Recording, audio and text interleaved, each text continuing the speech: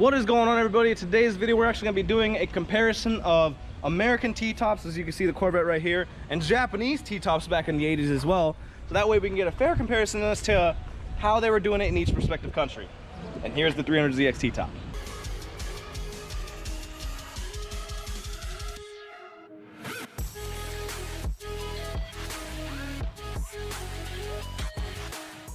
Kicking it old school. Yeah, we are, dude. So today we're actually gonna go give you guys a quick walkthrough and a rundown of the 300ZX T-top versus the American Corvette T-top.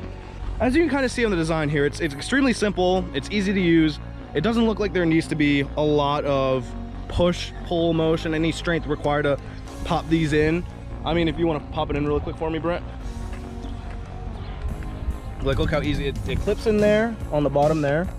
And then you have to open this lever here, and then you place it in, and then you lock it with that lever, and then boom, you got your T-tops right back on. Or even if you want to take it off, you could literally just use one hand. All you have to do, I'm gonna do it from down here, is push open this, open the lever, push, pull up, and then pull out, like so.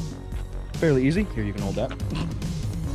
Now, these T-tops actually weigh probably no more than maybe 15 pounds. I say less than that. That's why I said no more than 15 I pounds. wouldn't go more than 10. Yeah, these things are extremely light. I mean, it's fairly easy to use. I mean, Everything's all basically put on the one side for all your weight. yeah, it's literally put on one side for you to get that in there.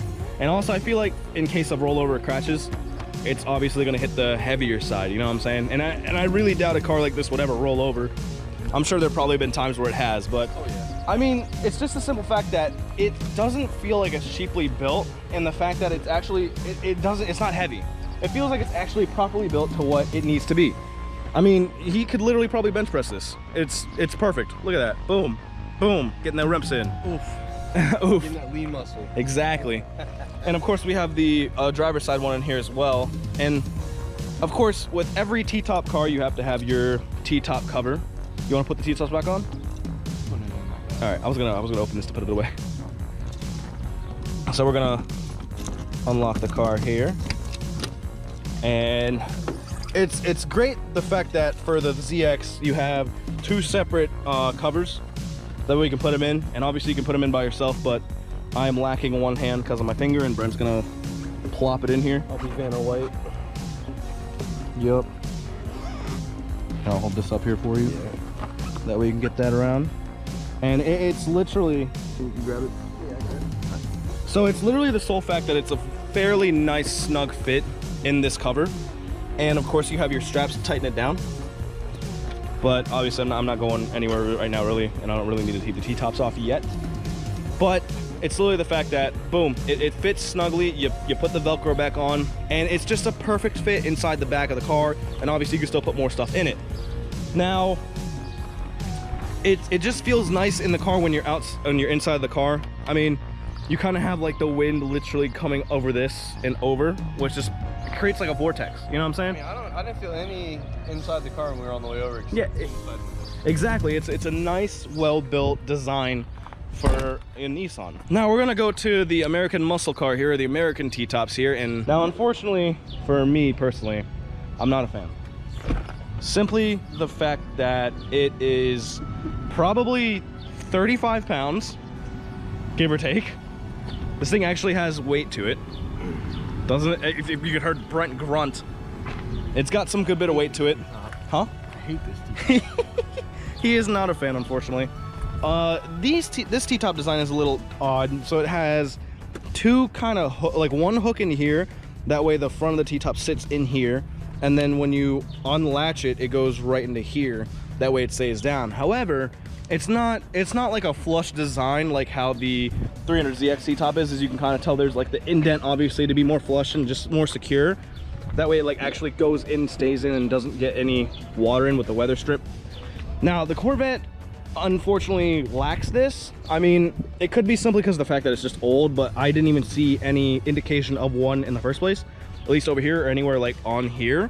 There's literally no indication that there should be any, which, I mean, besides down here. But unfortunately enough, these things are extremely heavy. And I'm not coming back on. Yeah, I know, no, you don't have to. Me personally, I don't like this design simply because it's not like a, it just looks obnoxious, to be honest. You would probably rather ride with these completely off than anything else. I mean, That one got stuck. that one just got stuck, unfortunately. I mean, I don't know. I mean, I'm not trying to hate on American cars by any means. They're phenomenal American cars, but it's just the simple fact of the design of most American cars aren't the best. Back in the 70s and 80s, the only American automaker that could actually make cars, actually two, Ford and Cadillac. I see. Interesting. And that is my opinion, I'm sticking to it. So that's his opinion. Okay. I haven't seen old Dodge or I mean old Ford or old Cadillac in person, but maybe we'll do a review on one sometime soon. But I mean, it's just the design of the T-tops. I don't like it. It's not flush. It doesn't sit right. It kind of makes the car look it makes it look dated. It makes it look really dated, and I don't mean like that in like any mean way or whatever. I'm just being 100% honest. That car had metal T-tops. Like metal paint match T-tops, or Like metal paint match T-tops. it would literally look super sleek. It would fool me that would be a coupe. Yeah, It would fool me. yeah, Instead of actually having T-tops. yeah, because it sits so flush. It would blend in. If that, I actually might do that. Let me do a video on that. Like wrap that brown. Yeah. See if we can fool people and like, oh, I got a ZX coupe, Yeah. which they never really made. No. But anyway, let us know in the comments below if you guys kind of agree with us. If you don't, let us know why. It was a super quick video that I wanted to show you guys the differences between T-tops, because I got very slightly salty at these because I did not like them at all, and I had to bring my car out just for that reason. I'm not trying to flex or anything. I'm just doing an ergonomic scale, a scale of use for T-tops. Those ones are hard. These ones are harder to use than this one, in my honest opinion. It's heavier and requires more work, and the fact that it doesn't fit right. And I don't like doing work. Yeah.